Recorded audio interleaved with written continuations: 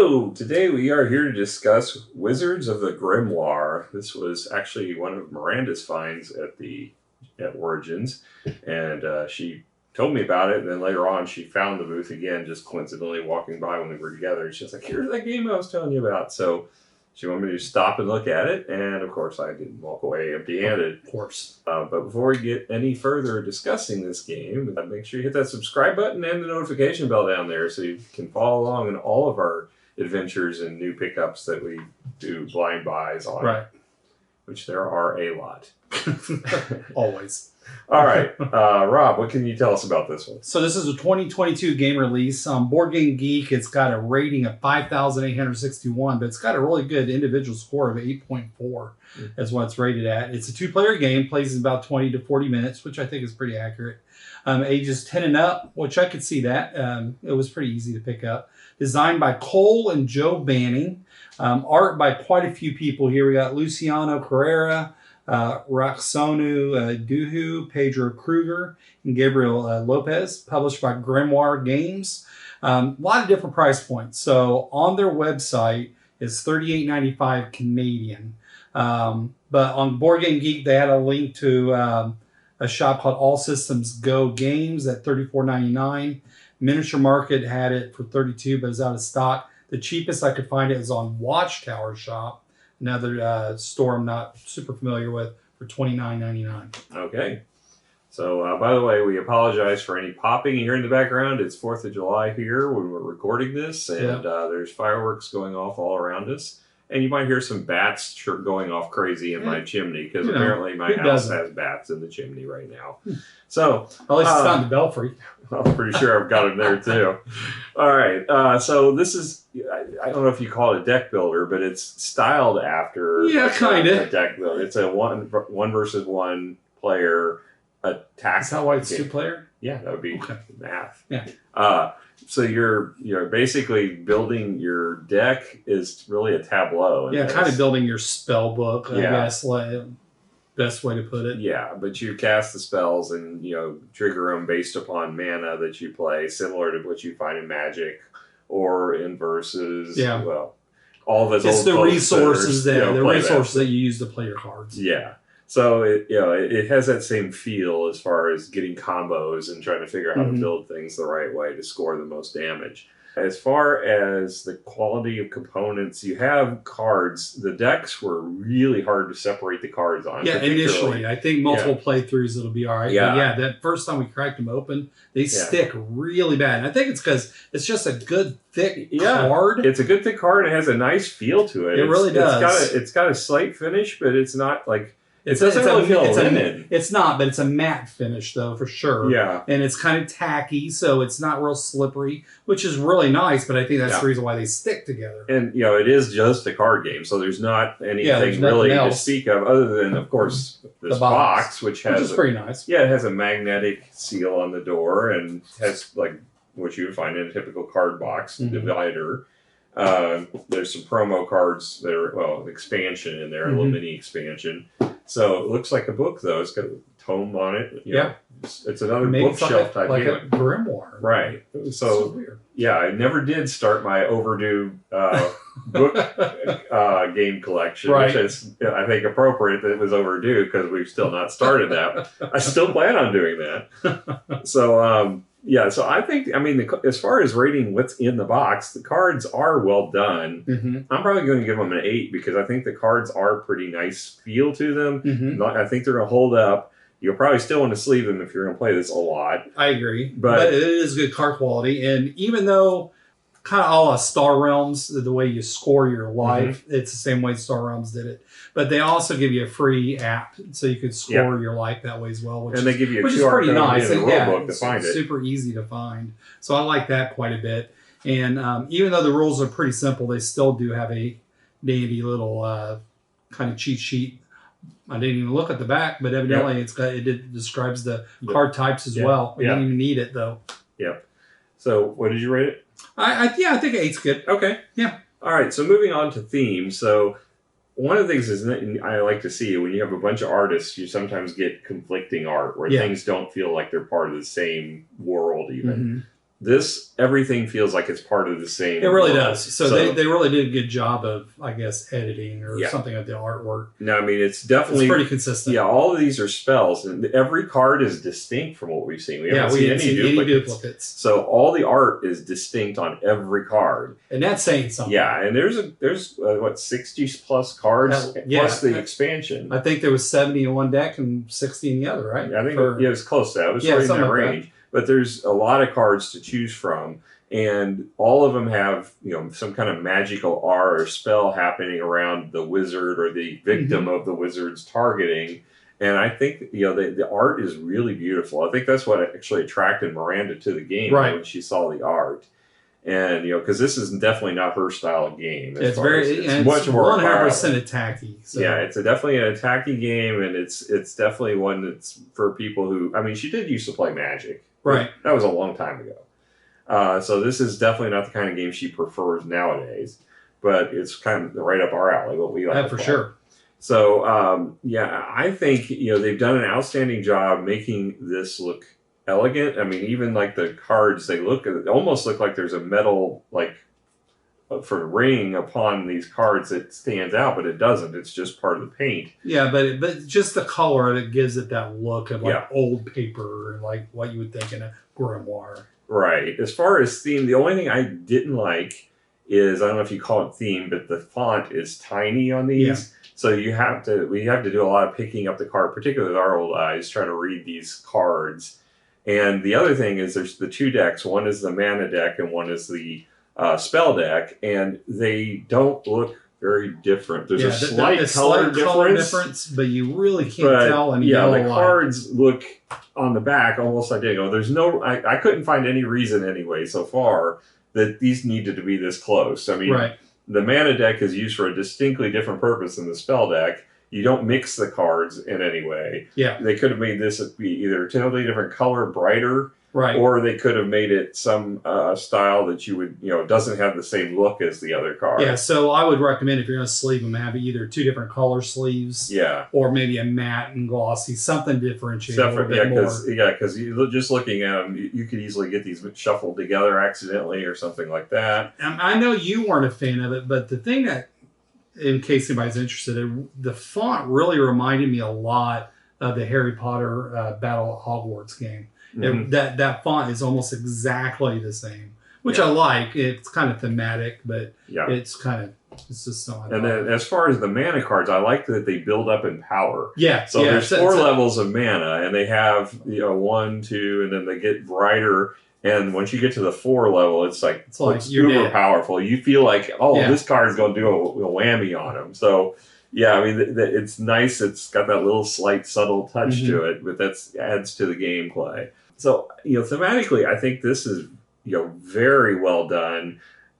Is it intrinsic to the gameplay of the art? No, but, you're casting spells, and it makes sense from everything's consistent in the same world. It's in this. It makes sense from a wizard's perspective.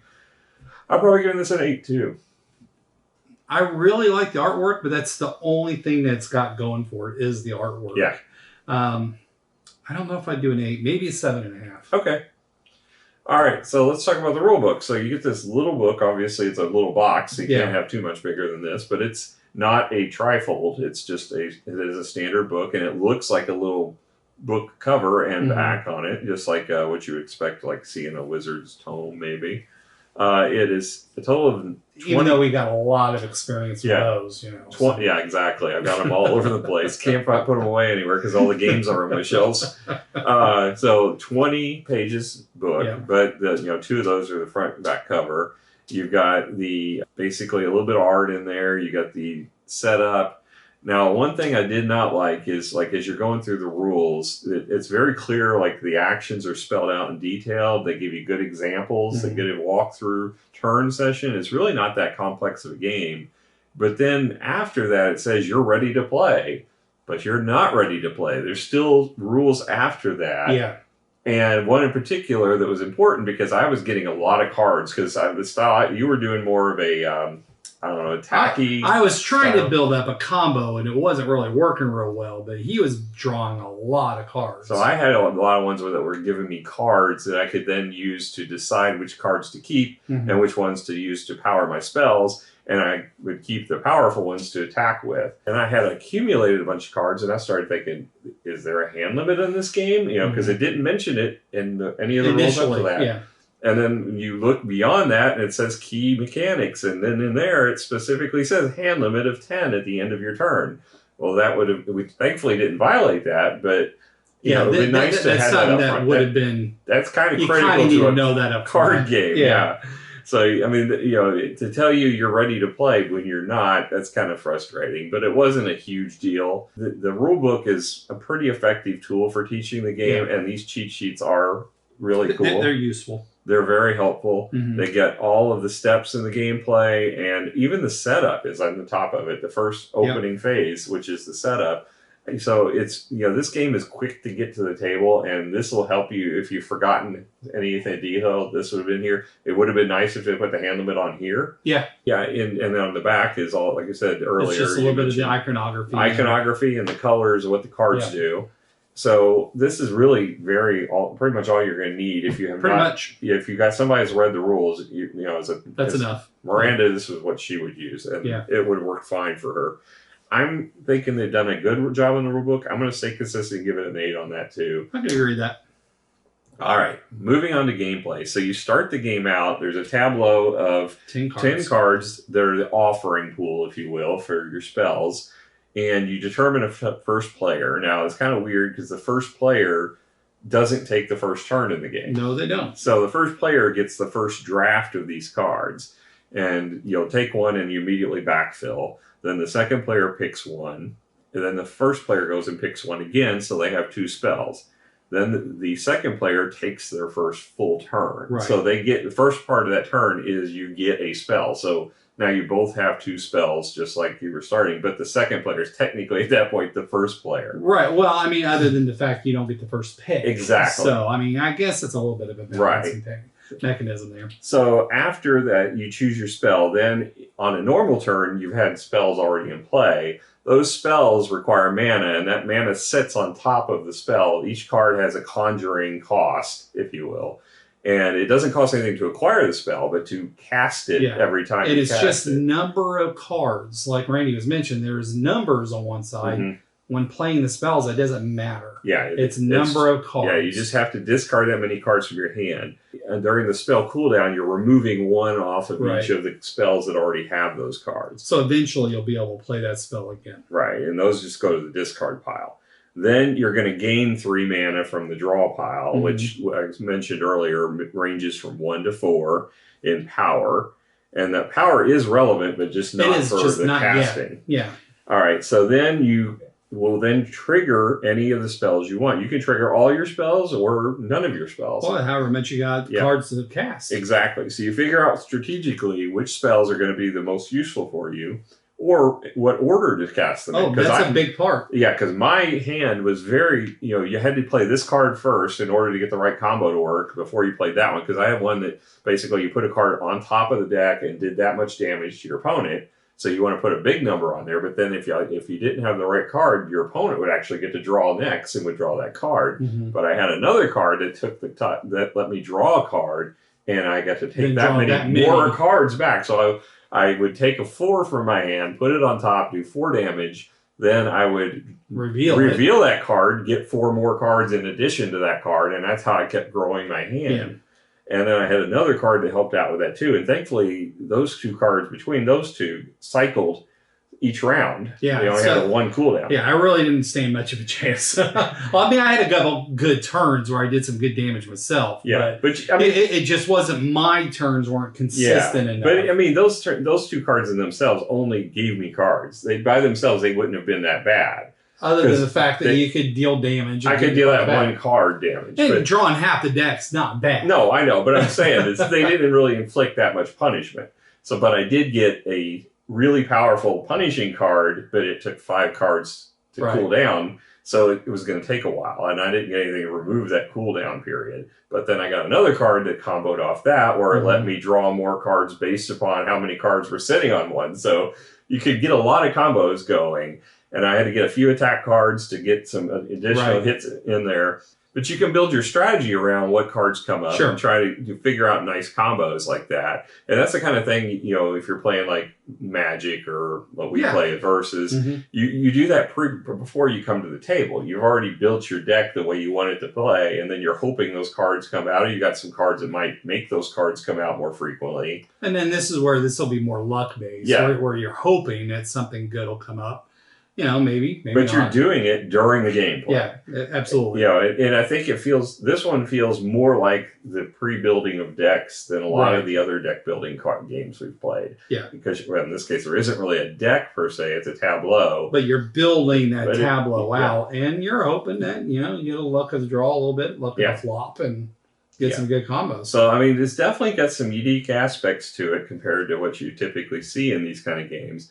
And, you know, if you don't mind attacking, take that kind of a little bit of luck. But, you know, it's a 1 versus 1 player game. You're probably expecting it's going to be some attack. And it's only 20 to 30 minutes. Yeah. I mean, it's pretty quick. You can get a couple games knocked out super fast in between games. And so I don't think it's punishing enough to where it hurts it. So, but it's also highly portable. I mean, you can throw this in your suitcase, bag, you know, whatever. It's very easy. No, I didn't see it, but there's not a solo variant, right? No, it's 2 versus 2. It's just, or 1 versus 1. I'm sorry. It's strictly a 1 versus 1 game, so a 2-player game. You know, there is, like I said, a mini expansion in the deck. There's a little pack of cards that came with it. It did come with it. You didn't have to pay extra. They were in the box. Okay. You know, because I just opened it right here in front of you. Well, yeah, but I didn't know if you paid extra for that. I paid extra. Had to seal it back up. That costs extra. It's possible. It's possible. So I'm hopefully they'll add more to this game, you know, for future play to add more. But I think my only concern is that you'd have to add mechanics. I think because there's only so many things you can do with the simple gameplay without adding more complexity of mechanics, and that's where things, you know, that's like with all those deck builders. If you kind of get vested in it, you have to keep. If you're going to buy the mechanics, you have to keep playing it regularly, or else you're going to forget all those mechanics. You know, we don't play Versus near enough, and I always forget some of those rules and laws and stuff. So, you know, it's one of those things. If they add more complexity, it's going to take away from the quick setup and learner time. But you know, you're going to need. You know, I think it's going to get stale over time if you don't add some flexibility and more cards to it.